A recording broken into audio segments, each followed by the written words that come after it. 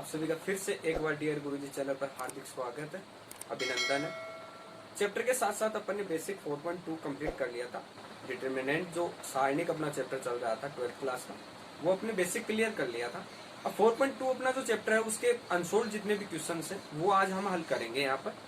तो यहाँ question number first की तरफ चलते हैं। यदि कोई डिटरमिनेंट कोई सारणिक है LM23 = 0 हो तो L अनुपात M का मान ज्ञात करना है। तो बहुत ही सिंपल क्वेश्चन है। हमने प्रत्येक के फॉर्मूले अपन ने पढ़े हैं कि सारणिक का मान किस प्रकार से निकालते हैं, बेसिक के अंदर पढ़ा है वो सब चीजें। तो यहाँ हम देखो क्या करेंगे, ये वाली जो सारणिक दिया हुआ वो लेंगे। सबसे पहले फर्स्ट क्वेश्चन की बात कर रहा हूं मैं। यहाँ पर जो सारणिक दी हुई है LM2 और 3 = 0 दिया हुआ है। यहाँ सारणिक को हल किस प्रकार से करते हैं, इसका इससे मल्टीपल माइनस इसका इससे मल्टीपल, सारणिक का मान इसी प्रकार से निकालते हैं। तो यहाँ हम करेंगे L को 3 से मल्टीपल किया 3L माइनस M को 2 से मल्टीपल किया 2M = 0। 2M को उस तरफ भेज दूं, क्यों? क्योंकि मुझे L अनुपात M चाहिए, L रेशियो M चाहिए मुझे। तो देखो 3L = क्या होगा 2M, ये इस तरफ जाएगा तो प्लस में जाएगा। और अगर मुझे L अनुपात M चाहिए तो 3 का लगा दूंगा इसमें भाग। तो कहने का मतलब L/M की वैल्यू क्या हो जाएगी 2/3। कहने का मतलब L अनुपात M = होगा 2/3। तो इसका मतलब हो गया यहाँ पर जो L अनुपात M था उसकी वैल्यू होगी 2:3 के रूप में। फर्स्ट क्वेश्चन अपना कंप्लीट हो गया है। बात करते हैं सेकंड क्वेश्चन की। सेकंड क्वेश्चन देखो, सारणिक इस प्रकार से कुछ दी हुई है कि द्वितीय क्रम के जो द्वितीय पंक्ति है उसके अवयवों की उप सारणिक ज्ञात कीजिए। कहने का मतलब उप सारणिक देखनी है। द्वितीय जो पंक्ति है, द्वितीय पंक्ति कौन सी है इसमें, ये वाली पंक्ति यही है, ये वाला स्तंभ है द्वितीय। तो पंक्ति कौन सी है, ये वाली। इसके प्रत्येक अवयव के उप सारणिक, प्रत्येक अवयव की उप सारणिक हमें क्या करनी देखनी है। तो सबसे पहले मैं ऐसा करूं, जो प्रथम इसका अवयव है वो लू, या तो फिर सबसे पहले तो सारणिक क्या दी हुई है वो ले लेता हूँ। 2 3 4 3 6 5 1 8 9। अब मुझे देखना है क्या, इसके अवयव, द्वितीय पंक्ति के अवयव देखना है और उसकी उपसारणिक देखनी है। तो द्वितीय पंक्ति के जो अवयव है, इसका पहला अवयव है कितना 3, तो 3 की उपसारणिक मैंने आपको बेसिक में बताया था उपसारणिक किस प्रकार से निकालते हैं। वह अवयव जिसका हमें उपसारणिक निकालनी है, वह अवयव जिससे पंक्ति और स्तंभ गुजर रहा है उसको छोड़ देंगे। जिस अवयव को क्रॉस करते हुए या जिस अवयव की तरफ से पंक्ति और स्तंभ निकलता है उसको छोड़ देंगे, बाकी अवयव ले लेंगे। 3 4 8 9 इसका क्या हो जाएगा, उपसारणिक हो जाएगी। 3 4 8 9 इसकी क्या हो गई, उपसारणिक हो गई। अगर मैं बात करूं किसकी 6 की, तब देखो 6 की उपसारणिक, तब मैं क्या लिखूंगा इसको, इसकी क्या बन जाएगी उपसारणिक। 6 से निकलने वाली पंक्ति ये और स्तंभ ये, इसको छोड़ दो, इसको और इसको छोड़ दो, तो 2 4 1 9 हो गया। तो 2 4 1 9 इसकी क्या बन गई, उपसारणिक बन गई। नेक्स्ट मैं बात करूं किसकी 5 की, क्योंकि पंक्ति कंप्लीट द्वितीय पंक्ति है पूरी आएगी, पूरे के जितने भी तीनों अवयव है उनके हम तीनों की क्या ज्ञात करेंगे, उपसारणिक ज्ञात करेंगे यहाँ पर। तो यहाँ अगर मैं बात करूं 5 की, तो 5 की उपसारणिक क्या हो जाएगी, 5 की उपसारणिक किस प्रकार से होगी। 5 की बात करूंगा तो ये वाली जो स्तंभ है वो और ये वाला जो पंक्ति है वो छोड़ देंगे। तो क्या बच गया मेरे पास में 2 3 और 1 8 बच गया क्या यहाँ पर। देखो ये वाली मैं पंक्ति छोड़ दूंगा, स्तंभ छोड़ दूंगा और ये वाली पंक्ति छोड़ दूंगा क्योंकि इसी से गुजर रहे हैं। तो ये वाला छोड़ा, ये वाला छोड़ दिया, क्या बच गया 2 3 और 1 8 बच गया मेरे पास में। 2 3 और 1 8 ये इसके आगे उपसारणिक 2 3 1 8। तो इस प्रकार से क्वेश्चन नंबर 1 और 2 अपन ने कंप्लीट कर लिया है। नेक्स्ट क्वेश्चन अपना क्वेश्चन नंबर 3, सारणिक दी हुई है, इसका मान हमें क्या करना है, डिफाइन करना है। सबसे पहले तो मैं यहाँ पर क्वेश्चन नंबर जो 3 है उसका जो क्वेश्चन में दिया हुआ है गिवन चीज वो लिख लिया यहाँ पर। अभी मैं यहाँ क्या करूंगा, देखो हमें यहाँ ये देखना है सारणिक में, प्रत्येक क्वेश्चन में हमें ये चेक करना है कि कौन सी पंक्ति एक पंक्ति में से दूसरी पंक्ति को घटाए या दूसरी पंक्ति को मल्टीपल करके जोड़े, ताकि हमें कोई ना कोई इस प्रकार की सारणिक बन जाए जिसका मान 0 हो जाए या कोई ना कोई वैल्यू डिफाइन कर सके हम। जैसे एक पंक्ति दूसरी पंक्ति के इक्वल हो जाएगी, तो हमने देखो नियम पढ़े थे, तो उसमें प्रॉपर्टीज में ये दिया हुआ था कि अगर दो पंक्तियां समान हो जाती है तो उसका मान, सारणिक का मान कितना आएगा, 0 आ जाएगा। तो उस प्रकार की हमें क्या बनानी है, यहाँ पर सारणिक बनानी है। तो इस प्रकार में ध्यान देखो 14 और 13 1 शेष रहेगा, अगर इसमें से मैं इसको लेस करूँ तो 1 शेष रहेगा। और R2 R3 में से R2 को लेस करूं तब भी 1 शेष रहेगा, तो कुछ ना कुछ यहाँ पर मैट्रिक्स का रूप बन जाएगा, ठीक है, सारणी का दूसरा रूप बन जाएगा। तो मैं यहाँ देखो क्या कर रहा हूँ, अगर मुझे R2 लेना है तो उस स्थिति में मैं क्या करूंगा, R2 में से R1 को लेस करके लिख दूंगा, पहली बात, इसमें से इसको लेस किया 1 बचेगा। और R3 वाली कौन सी है, ये वाली R3 है, तो इसमें से मैं इसको घटा दूं तो भी 1 शेष रहेगा, तो इसको भी मैं ले लेता हूं। R3 को किस प्रकार से लिखूंगा मैं, R3 माइनस R2 लिखूंगा, R3 में से R2 को घटाऊंगा।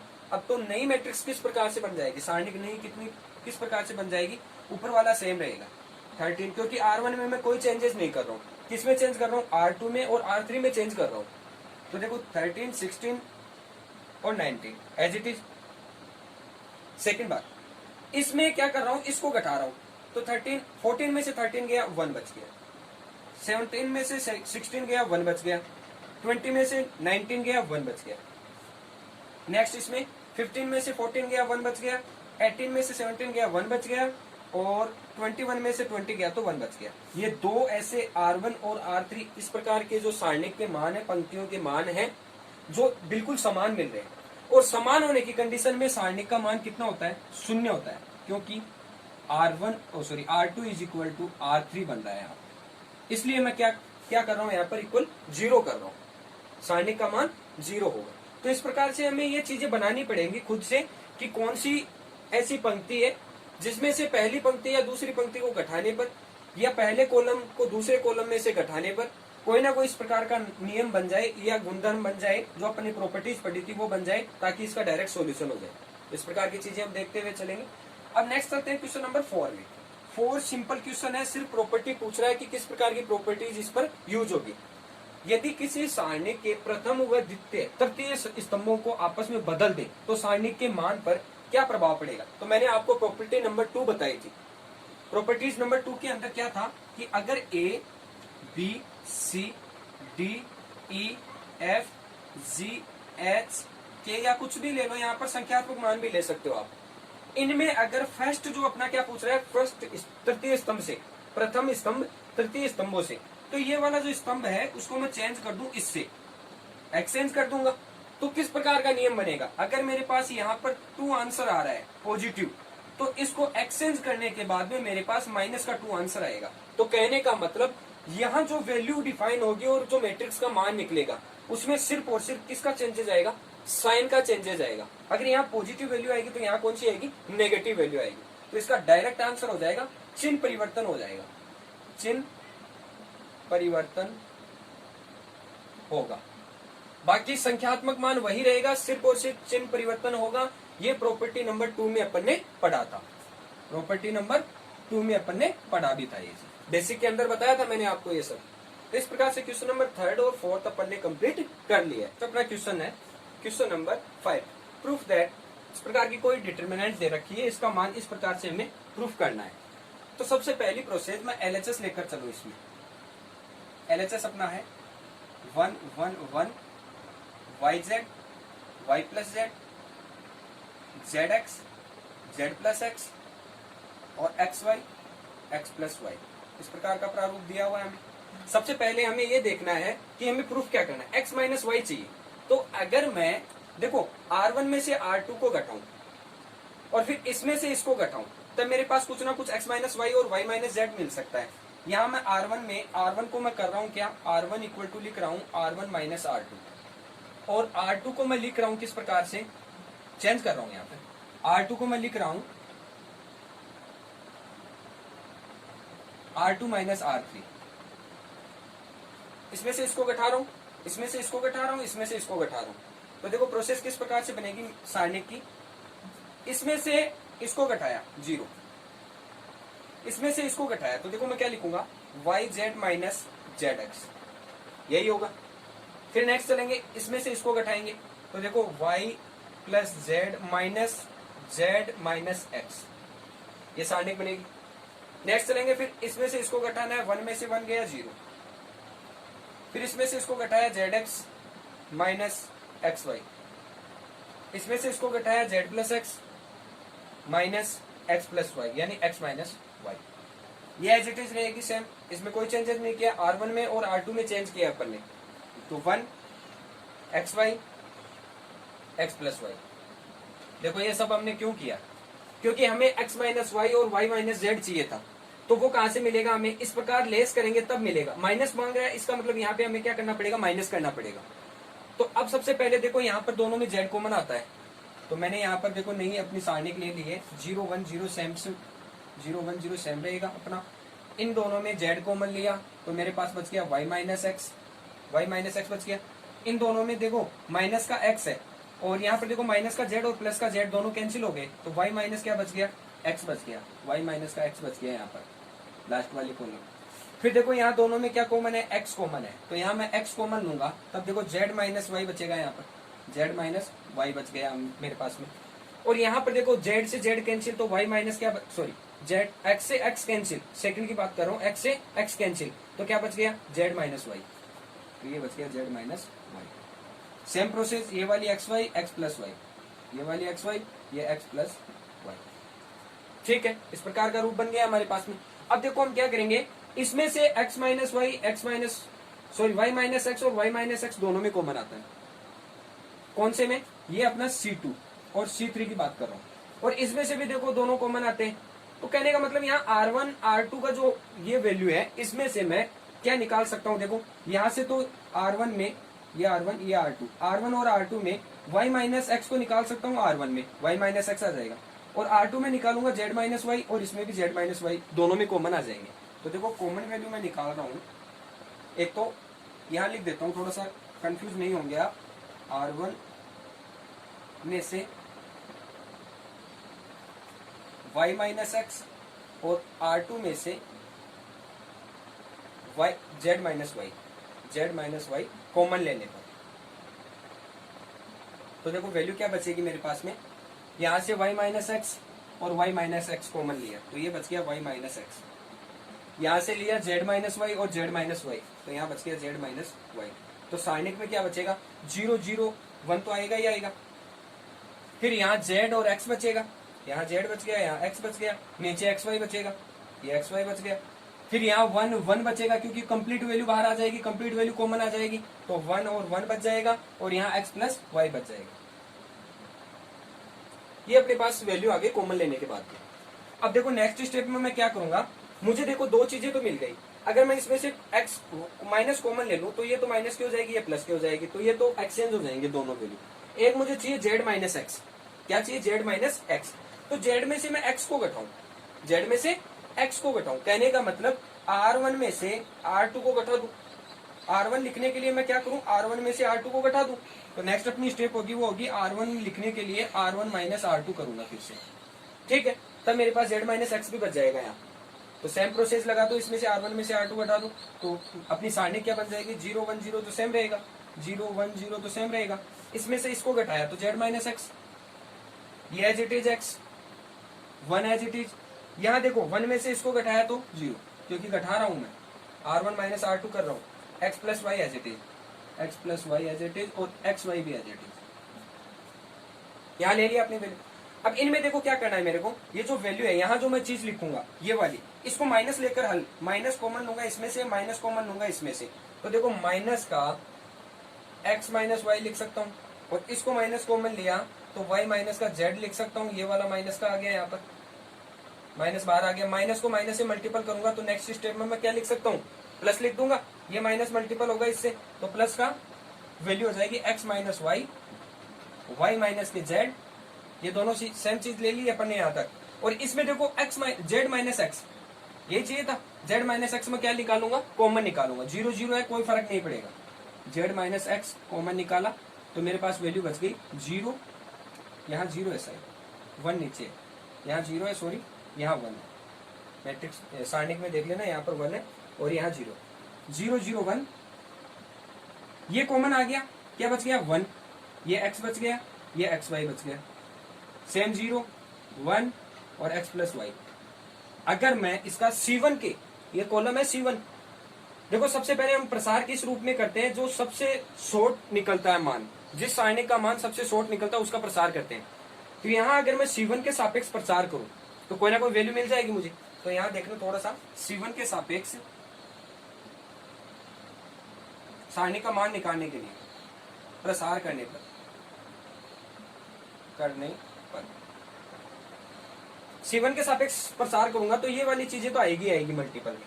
तो x minus Y, Y minus के z और z माइनस का x इंटू 0 0, दोनों वैल्यू 0 हो गई। नेक्स्ट अगर मैं 1 की बात करूं तब देखो 1 को मल्टीपल लेने के लिए ये वाला और ये वाला छोड़ दूंगा, बाकी जो बच गया इसको मल्टीपल कर दूंगा।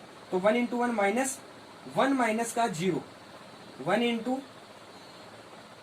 1 माइनस 0 हो गया इसका प्रसार ओपन।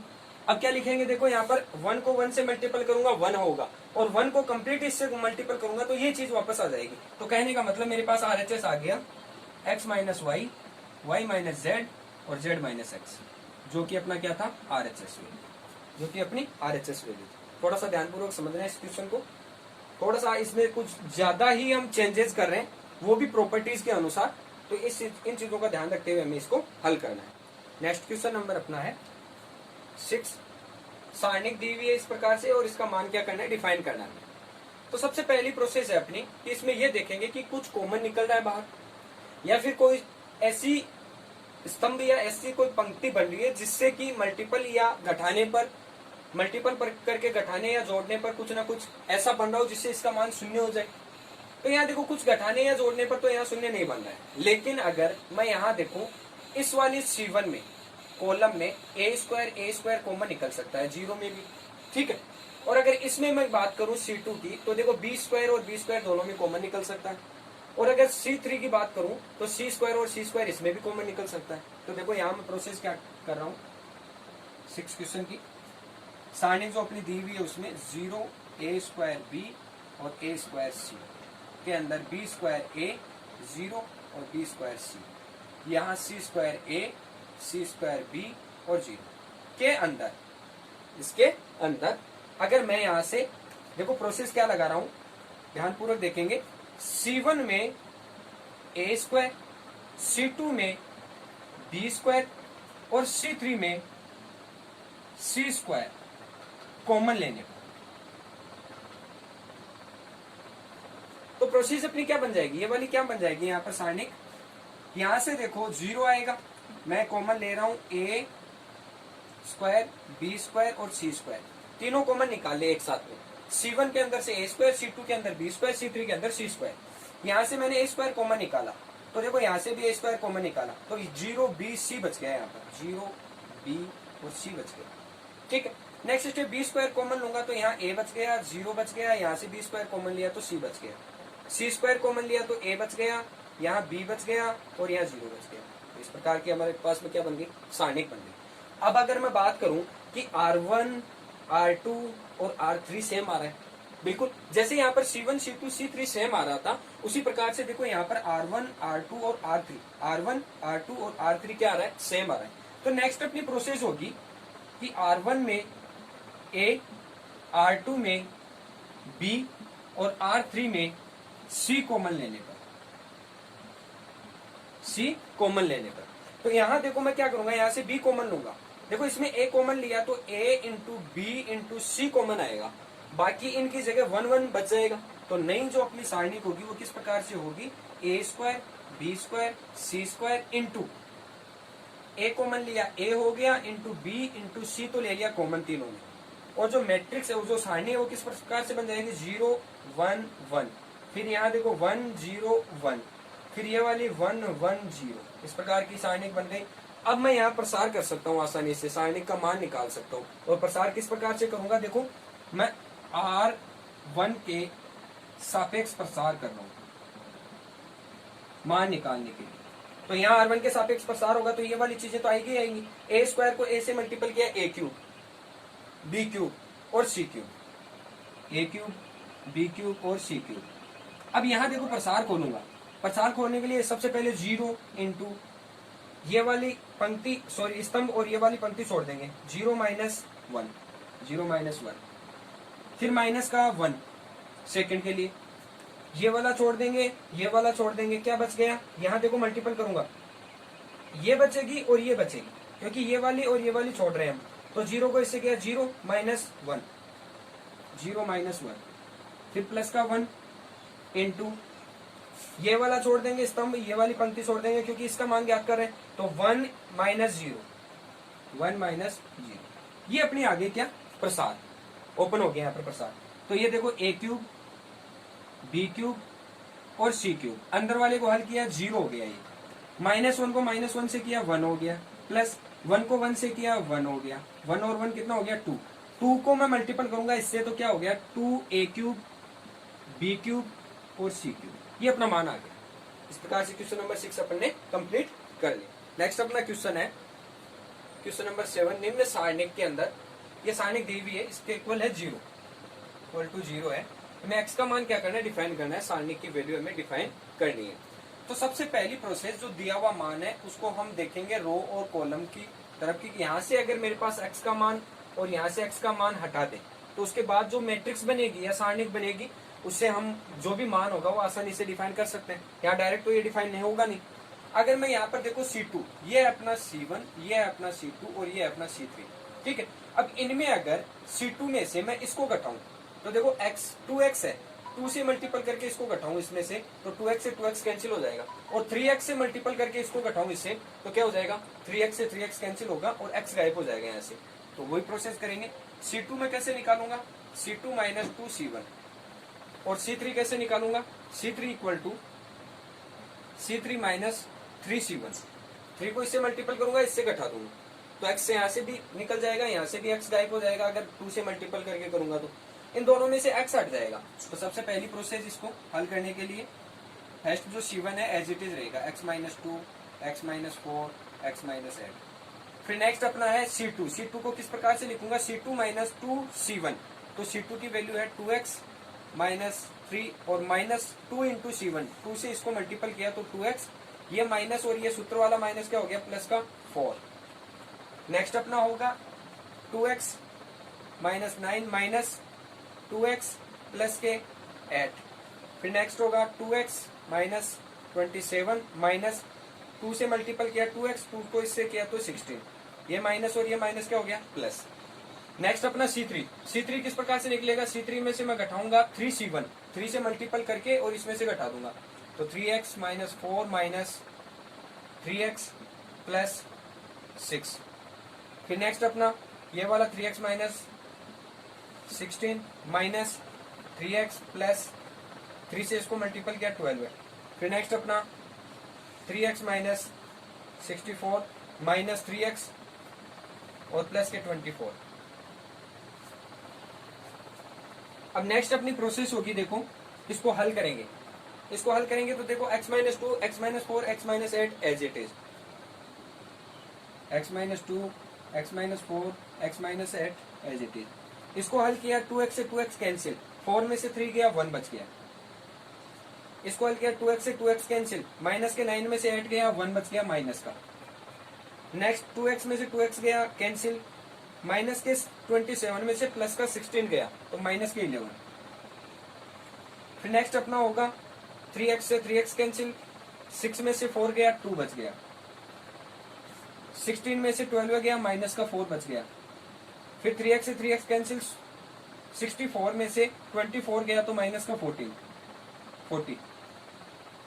ये अपनी सारणिक आ गई नहीं। अब इसमें से देखो C3 है, इसमें से मैं 2 कॉमन ले सकता हूँ प्रत्येक में, ताकि जो सारणिक का मान होगा वो ज्यादा बड़ा नहीं जाएगा। शॉर्ट करने के लिए इसको यहाँ से C3 में से मैं 2 कॉमन ले रहा हूँ। तो नेक्स्ट अपनी हो जाएगी 2 इंटू इक्वल चल रहा है 0 की, ये भी किसके इक्वल चलेगा 0 की, ऑलरेडी दे रखा है क्वेश्चन में हमारे। तो यहाँ देखो x माइनस के 2 as it is, x minus का 4 as it is, x minus के 8 एज इट इज। यहाँ से 1 माइनस 1 और 11, 1 माइनस 1 और 11, यहाँ से 2 कॉमन लिया तो 1 बच गया, माइनस के 2 बच गए और माइनस के 20 बच गए, इक्वल टू 0। नेक्स्ट अपन प्रोसेस करेंगे, मुझे यहाँ 0 यहाँ 0 यहाँ 0 बनाना है तो किस प्रकार से करूंगा, देखो C2 में से C2 को मैं किस प्रकार से लिखूंगा, C2 माइनस C3 कर दूं, C2 माइनस C3 कर दूं, 0 बन जाएगा। यहाँ पर C2 के लिए कर रहा हूँ ओनली, तो यहाँ नई में जो सारणिक होगी वो होगी x minus 2, x minus 4, x minus 8, यहाँ इसमें से ये वाला गया 0। अब ये देखो माइनस का है, माइनस का 1 और ये फॉर्मूले वाला माइनस प्लस हो जाएगा, 2 में से 1 गया तो 1 बच गया। फिर इसमें देखो माइनस ये वाला माइनस की वैल्यू है, माइनस के 11 है यहाँ पर, और ये वाला माइनस ऑलरेडी है, फॉर्मूले में माइनस है, दोनों प्लस हो जाएगा। 11 गया तो 9 बच गया यहाँ पर। सेम प्रोसेस 1 -2 और माइनस के 20 इक्वल टू 0। नेक्स्ट अपन ये वाली प्रोसेस लगाइए इसके अंदर। अब नेक्स्ट अपनी प्रोसेस लगाएंगे इन दोनों को जीरो करने के लिए। ये है अपना R2 और ये है अपना R3। तो देखो R2 के लिए मैं क्या कर रहा हूँ, R2 इक्वल टू कर रहा हूँ R2 प्लस 2R1। R2 के अंदर 2R1 ऐड कर दूंगा। R2 वाली ये वाली लाइन है, इसके अंदर में ये वाला, इसमें 2 से मल्टीपल करके ऐड कर दूंगा इन दोनों को। फिर नेक्स्ट अपनी R3 होगी। R3 को मैं लिखूंगा R3 प्लस 20R1, क्योंकि यहाँ पर कितना है 20 है, यहाँ कितना था 2 था, तो 2 से मल्टीपल कर दिया, यहाँ कितना है 20, तो 20 कर दिया। और ऐड करेंगे तो देखो माइनस का है और ये प्लस का होगा, कैंसिल होगा, 0 हो जाएगा। ये माइनस का है, ये प्लस का होगा, 0 हो जाएगा। इसलिए हमें सारणिक का मान 0 के रूप में बनाना है ताकि इसको हल करने में आसानी रहे। तो यहाँ देखो 2 जो मल्टीपल में चल रहा था अपना, ये जो 2 है अपने मल्टीपल में चल रहा था, वो 0 की तरफ जाकर 0 हो जाएगा इस तरफ। अगर इस तरफ 0 होता है तो जो भी चीज मल्टीपल में आएगी वो किस में आएगी, 0 में आएगी। नेक्स्ट अपना होगा देखो x minus 2 0 1 as it is, क्योंकि R1 में हम कोई भी चेंजेस नहीं कर रहे हैं, चेंज कर रहे हैं R2 और R3 में। x माइनस 2 0 और 1 एज इट इज। फिर अपन क्या करेंगे, देखो x माइनस 4 है, इसमें से घटाऊंगा, किसको जोड़ूंगा, 2R1 को। ये R1 R2 है, इसमें क्या करूंगा 2 से मल्टीपल करके इसको ऐड करूंगा। तो यहाँ देखो x minus 4 plus 2 into R1, 2 से मल्टीपल किया तो प्लस का 2x, 2 से इसको किया तो माइनस का 4, इस प्रकार से बनेगा। नेक्स्ट अपना होगा 1 के लिए 0 से किसी भी वैल्यू को मल्टीपल करेंगे 0 होगा, 1 का 1 आ जाएगा, सेम 1 हो गया यहाँ पर। नेक्स्ट यहाँ 2 से मल्टीपल करके इसमें से जोड़ूंगा, इसमें 2 से मल्टीपल करके जोड़ूंगा। तो देखो 2 से मल्टीपल किया तो -2 प्लस 2 कितना हो जाएगा 0, -2 प्लस 2 ले लिया। नेक्स्ट ये वाली प्रोसेस x माइनस के 8, फिर देखो प्लस करना है 20 इंटू R1, 20 से मल्टीपल करूंगा R1 में जोड़ दूंगा, तो प्लस के 20x और प्लस का यहाँ माइनस है तो माइनस 2 को 20 से मल्टीपल किया 40। फिर देखो यहाँ 9 है और 0 है, तो 9 का 9 आएगा, चाहे 20 से मल्टीपल करो या अदर कोई भी वैल्यू से मल्टीपल करो, 0 से मल्टीपल होगा तो 0 हो जाएगा। वैल्यू कौन सी बच गई, 9। फिर नेक्स्ट देखो 20 का देखेंगे, माइनस के 20 और R1 को मल्टीपल करना है 20 से, तो प्लस का 20, माइनस का 20 और प्लस का 20 इज इक्वल टू 0। अब ये वाली प्रोसेस देखो, नेक्स्ट में अगर हम जो भी सारणिक लेंगे ये वाला 0 ये वाला 0 हो जाएगा, बाकी वैल्यू को हम हल करके लिख सकते हैं आसानी से। तो नेक्स्ट अपनी किस प्रकार से बन जाएगी सारणिक, x माइनस 2 0 1, फिर नेक्स्ट अपना होगा देखो x और 2x में से x गया तो x बच गया, सॉरी 2x पॉजिटिव और x भी पॉजिटिव है, तो 3x होगा यहाँ। और माइनस के 4 और माइनस के 4 कितने हो गए, माइनस के 8। फिर 1 एज इट इज, माइनस का 2 प्लस का 2 0। फिर नेक्स्ट में चलेंगे x और 20x 21x, फिर माइनस के 8 और माइनस के 40 कितना 48, फिर 9 एज इट इज, फिर माइनस के 20 और प्लस के 20 0। अगर इस प्रकार की सारणी का हमें दी हुई हो या मान हमें इस प्रकार की सारणी का ज्ञात करना हो, जब 0 0 प्रकार की मैट्रिक्स के रूप में इस प्रकार का मान आता है, तो उस स्थिति में ये वाला जो भी मान होता है एल टाइप में उसको छोड़ देते हैं, बाकी जो मैट्रिक्स का मान है उसे ज्ञात कर लेते हैं। तो इक्वल टू 0 चल रहा है, यहाँ से जो बच गया वो वैल्यू होगी 9 को इससे मल्टीपल करूंगा, 1 को इससे मल्टीपल करूंगा माइनस में, तो 9 को इससे किया तो ये हो गया 9 इंटू 3x माइनस के 8 माइनस 21 माइनस 48, x है इसके साथ में तो x, ये वैल्यू 0 के इक्वल चल रही है। 9 को मल्टीपल कर दो अंदर तो 27x, 9 को इससे किया तो माइनस के 72। फिर देखो ये माइनस अंदर जाएगा तो ये माइनस क्या हो जाएगा, प्लस हो जाएगा, तो माइनस के 21x और प्लस के 48 इज इक्वल टू 0। यहां से 27 में से 21 गया, कितने बच गए 6x इक्वल 0 चल रहा है। 72 में से 48 गया तो माइनस के 4 और 3 2 बचेगा, 24 इक्वल टू 0। यहां हमें x की वैल्यू डिफाइन करनी है तो 24 किस तरफ जाएगा, दूसरी तरफ, तो x की वैल्यू क्या आ जाएगी हमारे पास में, x इक्वल टू 24/6, तो 4 आ गया। x की वैल्यू कितनी आ गई, 4 आ गई अपने पास में। तो इस प्रकार से हमने x की वैल्यू डिफाइन कर ली है। क्वेश्चन नंबर 7 अपना कंप्लीट हो गया। थोड़ा सा हम ध्यान रखना है यहाँ पर, कौन सी प्रोसेस C1 को किस प्रकार से चेंज कर रहे हैं, C2 को किस प्रकार से चेंज कर रहे हैं, R2 और R3 को किस प्रकार से चेंज कर रहे हैं, ताकि हमें x का मान डिफाइन हो सके। अब नेक्स्ट क्वेश्चन करेंगे नेक्स्ट क्लास के अंदर।